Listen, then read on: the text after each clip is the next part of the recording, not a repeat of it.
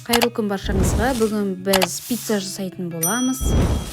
Қазақша контентті қолдап менің каналыма тіркеліп, лайк басып, және де комментарий жазып жүріңіздер. Рахмет. Толық құрамы описание бөлімінде жазылып тұрады. Алдымен ыдысымызға жылы сүт және де жылы су құямыз. 1 шай қасық тұз, 1 шай қасық дрожж салып араластырамыз.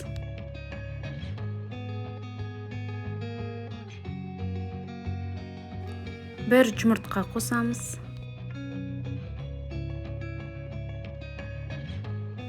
Енді ұн салып қамыр илейтін боламыз.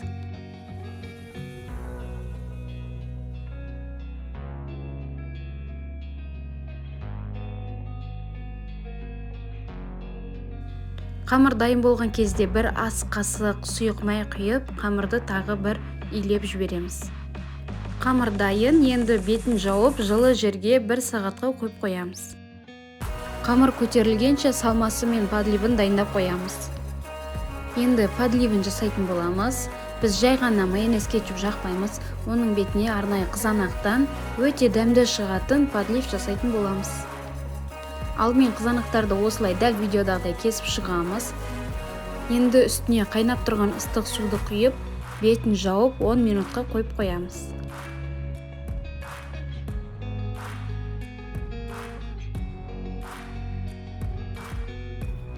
Ыстық су құю себебі қызанақтың сыртындағы қабығын оңай ашу үшін. Енді қабықтарын алып тастаймыз. Міне өздеріңіз көріп тұрғандарыңыздай қабығы өте оңай ашылды.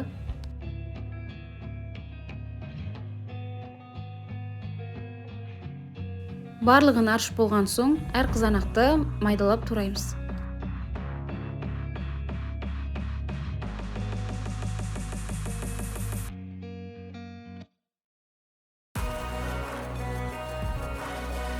Турап болған соң, енді қызып тұрған табаға май құйып, қызанақты қуырып аламыз. 1 шай қасық тұз қосамыз. Менде бетіне салмасына колбаса мен қызанақ, яғни бізде пепперони мен маргарита пиццалары шығады. Барлығын осылай әдемілеп турап аламыз.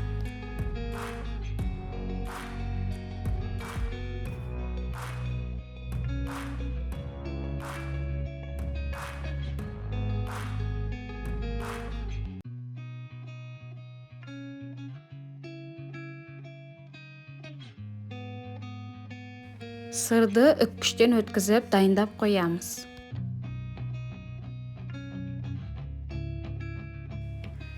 Міне қамырымыз ашыды. Енді осы қамырдан менде 4 пицца шықты. Егер сіздер аз көлемде қаласаңыздар, онда су мен сүттің мөлшерін азайтамыз.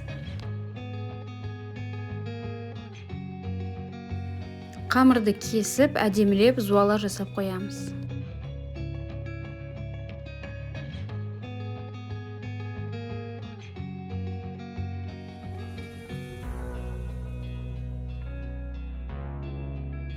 Қамырымыз жұмсақ, өте әдемі және де оңай жайылады.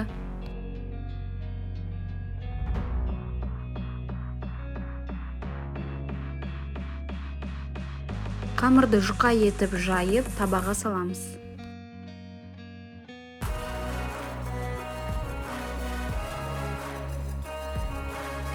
Қамырды орналастырғаннан кейін мен шетін осылай өріп шығамын. Егер сіздер бұлай істегілеріңіз келмесе, жай ғана қамырды қоя салсаңыздар болады.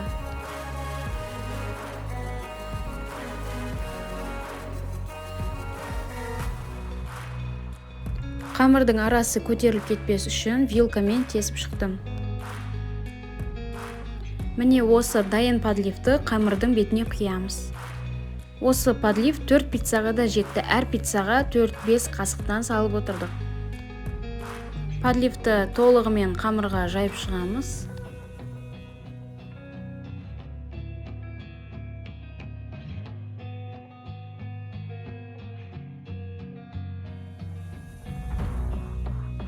Подливтен кейін мен пешке 5 минут қамырын пісіріп аламын. 5 минуттан кейін қамырдың бетіне сырды саламын және де оның үстіне колбаса қойып шығамын.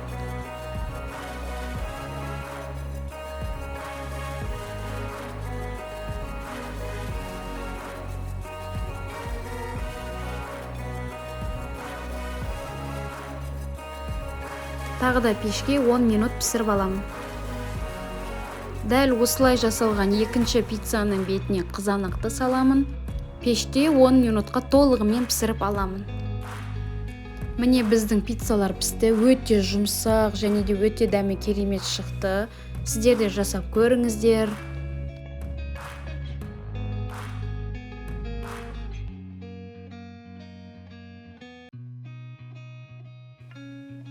Міне көріп тұрғандарыңыздай қамыр майысып тұр, өте жұмсақ шықты, дәл ресторандағыдай шығатын рецепт. Сіздер де ерінбей жасап көріңіздер. Видеоны соңына дейін көргендеріңізге рахмет.